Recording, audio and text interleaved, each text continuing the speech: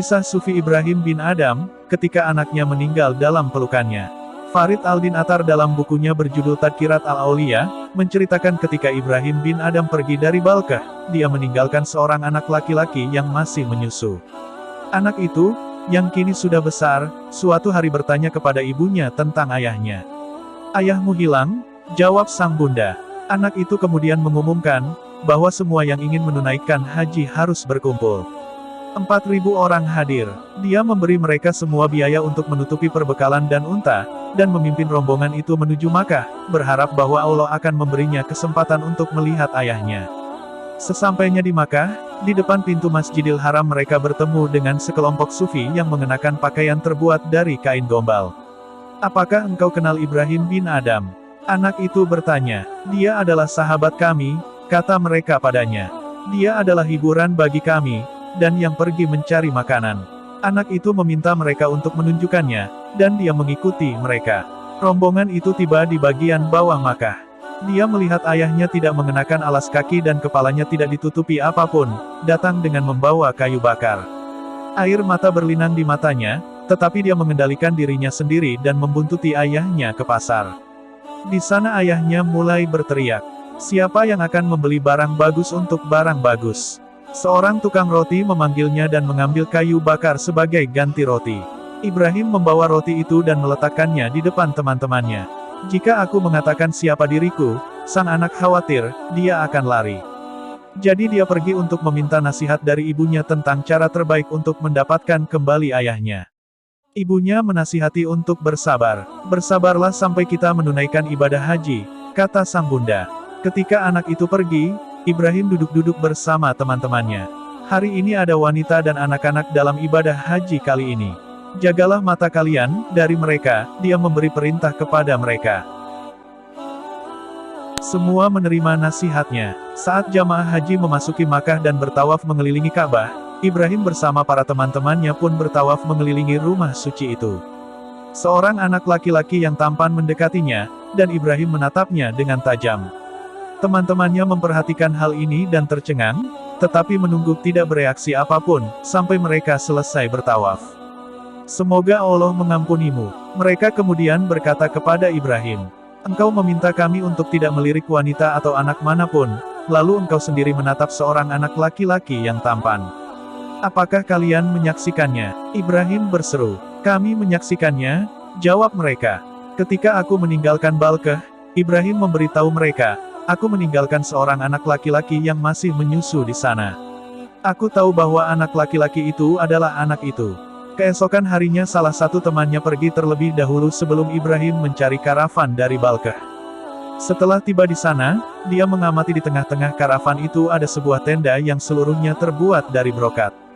Di dalam tenda itu sebuah singgasana didirikan, dan anak laki-laki itu duduk di atas singgasana, membaca Al-Quran dan menangis.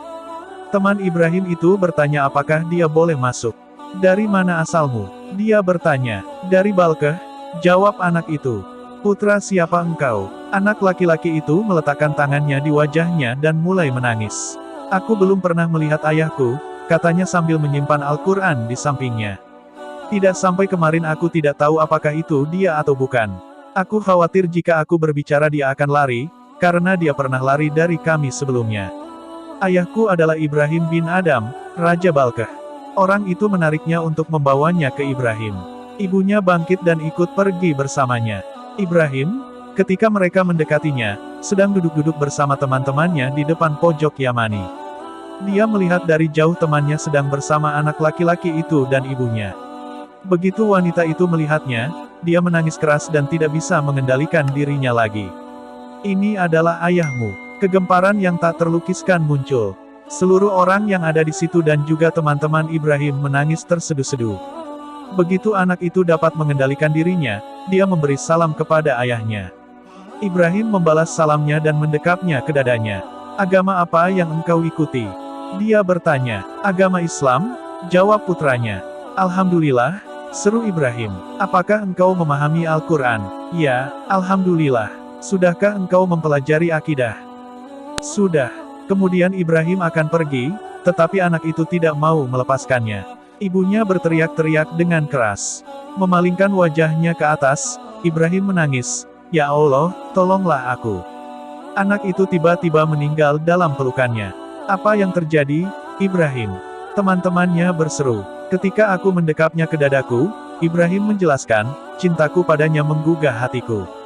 Sebuah suara berbicara kepadaku, "Ibrahim, engkau mengaku mencintai aku, dan engkau mencintai yang lainnya bersamaan denganku.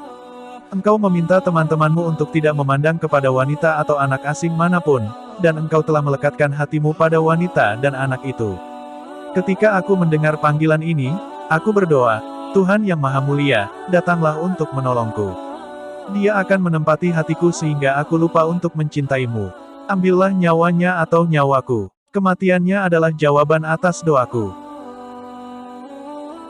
5 syarat maksiat yang diajukan oleh Sufi Ibrahim bin Adham. Ibrahim bin Adham adalah salah satu tokoh Sufi terkemuka yang hidup pada abad ke-7 Masehi. Dia dikenal dengan nasihat-nasihatnya yang tajam. Di antaranya adalah kisah berikut yang dinukilkan dari kitab At-Tawabin karya Ibnu Qudamah. Suatu hari ada seorang lelaki yang menemui Ibrahim bin Adham. Dia berkata, "Wahai Aba Ishak, selama ini aku gemar bermaksiat. Tolong berikan aku nasihat." Setelah mendengar perkataan tersebut Ibrahim berkata, "Jika kamu mau menerima 5 syarat dan mampu melaksanakannya, maka boleh saja kamu melakukan maksiat." Lelaki itu dengan penasaran bertanya, "Apa saja syarat-syarat itu, wahai Aba Ishak?" Ibrahim bin Adham berkata, "Syarat pertama, jika kamu bermaksiat kepada Allah, jangan memakan rezekinya." Mendengar itu dia mengernyitkan kening seraya berkata, "Lalu aku mau makan dari mana? Bukankah semua yang ada di bumi ini rezeki Allah?" "Ya," tegas Ibrahim bin Adham. "Kalau kamu sudah memahaminya, masih pantaskah memakan rezekinya, sementara kamu selalu berkeinginan melanggar larangannya?" "Yang kedua," kata Ibrahim, "kalau mau bermaksiat, jangan tinggal di buminya." Syarat ini membuat lelaki itu kaget setengah mati.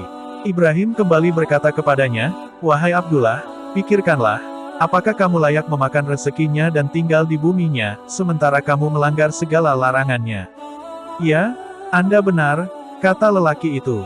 Dia kemudian menanyakan syarat yang ketiga. Ibrahim menjawab, "Kalau kamu masih mau bermaksiat, carilah tempat tersembunyi yang tidak dapat terlihat olehnya." Lelaki itu kembali terperanjat dan berkata, "Wahai Ibrahim, ini nasihat macam apa? Mana mungkin Allah tidak melihat kita?